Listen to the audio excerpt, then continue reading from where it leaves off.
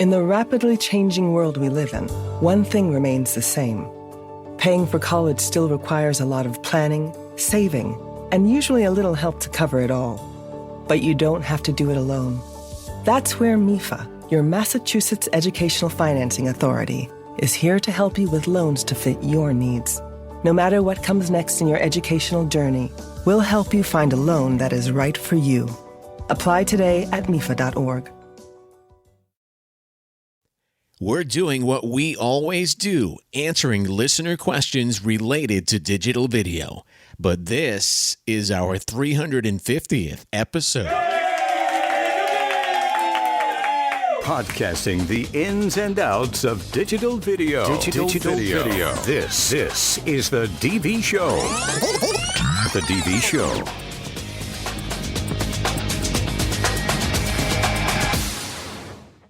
Hi, Brian. It's John Knopf from Ellis University. Hey, Brian. This is Heather calling from Dell's Network. I have a question. I have a situation you want to have probably upwards of... I'm calling because... I really appreciate you answering my question. I shoot underwater video. My question is... Hey, Brian. It's Ryan. You answered my question. But my question is, can I use it as an SD? Hey, guys.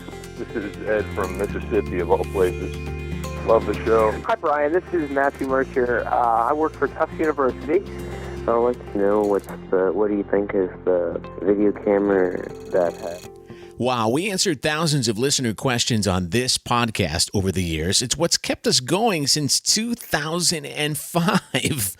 Welcome to this 350th edition of the DV Show podcast. My name is Brian. Can you believe this?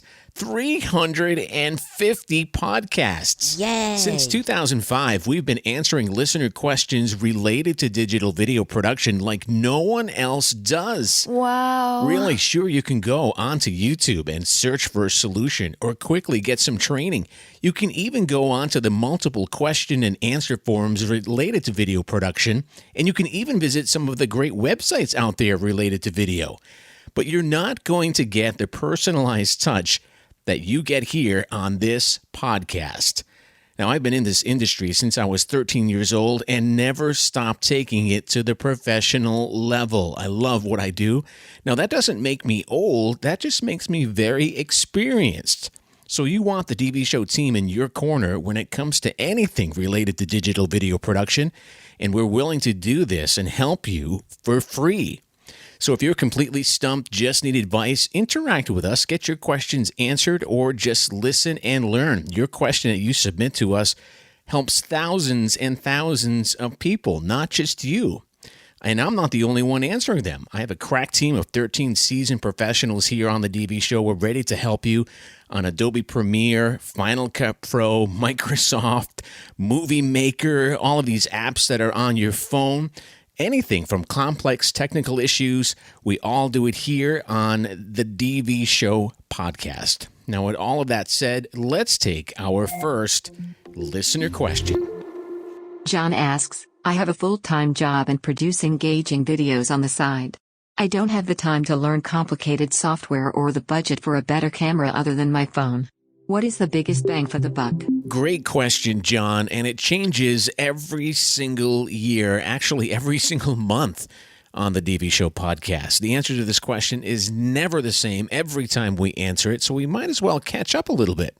But you know that finding the best free video editing software should be a core part of any budding video entrepreneur's video success. So this is a great question. Stunning Video does a lot, and it can really help boost interest and sales, not only for you, but for your client. So using the best video editing software out there will make you and your customer look slick and professional. Now, we compiled the best free video editing software from around the web, and our list basically focuses on the most versatile editing software for videos, which we could find with a good overview of what you can expect from each one. So go on our website at thedvshow.com, take a look at the link in the show notes of this podcast. It'll really help you out. Now, as far as the second part of your question regarding a camera, there are 3 on the top of our list right now for this question in 2020. top three, Panasonic, they all own them.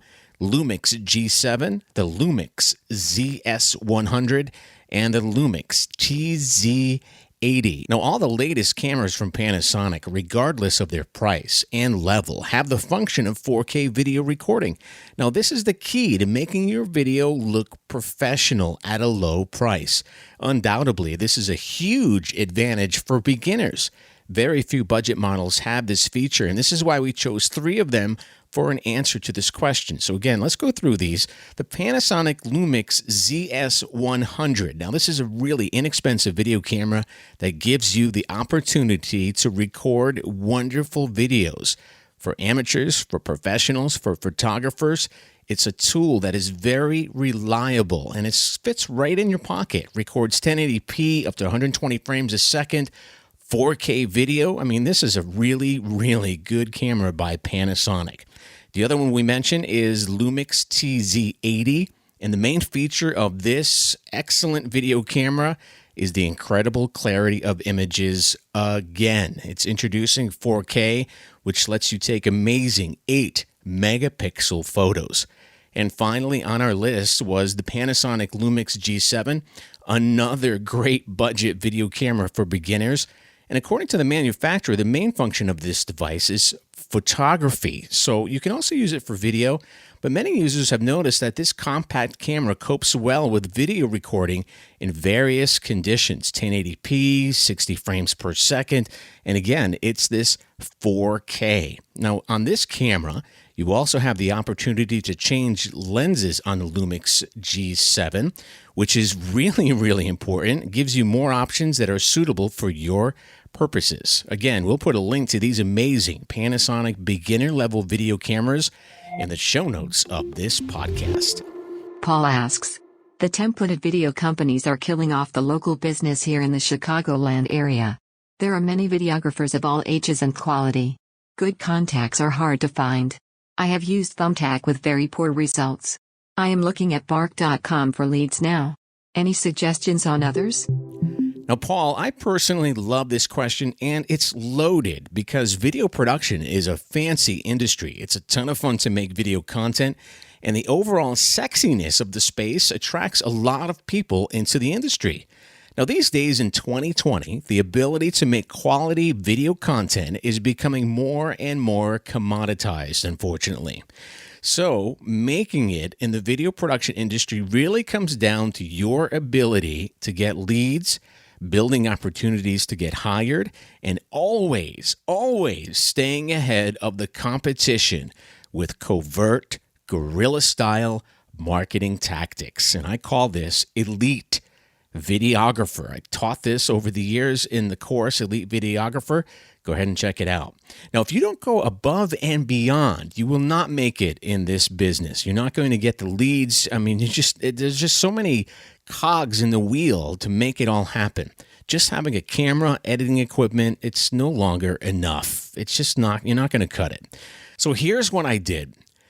I used Upwork.com. I hired a virtual assistant to find me 50 emails, businesses, owners, and products, services in my area on a weekly basis, and have them all prepared in an Excel spreadsheet with clearly defined columns.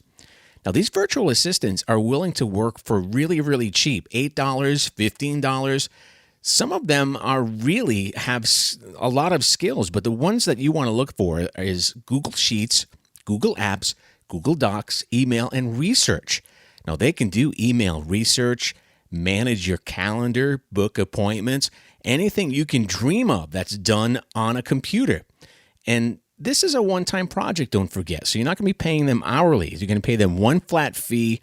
It's a one-time project. It's not ongoing work.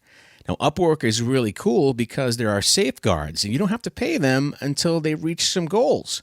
So that's the first thing I did. I hired them, and once they got a list of people, qualified clients with the business names and email addresses, I sent a personal email to every person or the company on that list that the virtual assistant compiled. I didn't use automated services. I made it personal. I basically made a quick video introducing myself, what my services were all about. It's a cold email that's basically made to break the ice, and this is what I did. I then put every email address into automation using a free Gmail extension called Auto Follow-Up for Gmail by Cloud HQ. Now that sends a series of 5 more emails, one email once a week for 5 weeks until you get a yes or no bite. Then the emails stop. You don't send them any more emails. You don't nuke them.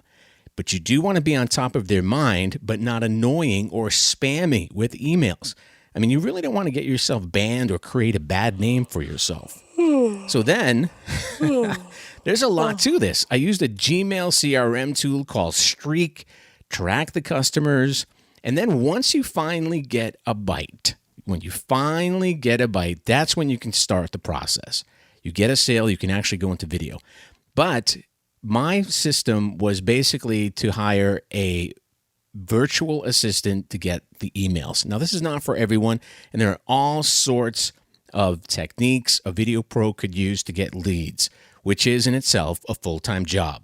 Now, if you're looking at getting leads, it's really a science, and I know a lot of video professionals don't really want to get into this. One of them I know specifically lives in Boston. He's using LinkedIn for lead generation, and it's an amazing system. His techniques are definitely covert, guerrilla style, a little bit more advanced than what I've done in the past. It's really elite videographer style. I'm going to share this technique with all of you in an upcoming live streaming workshop.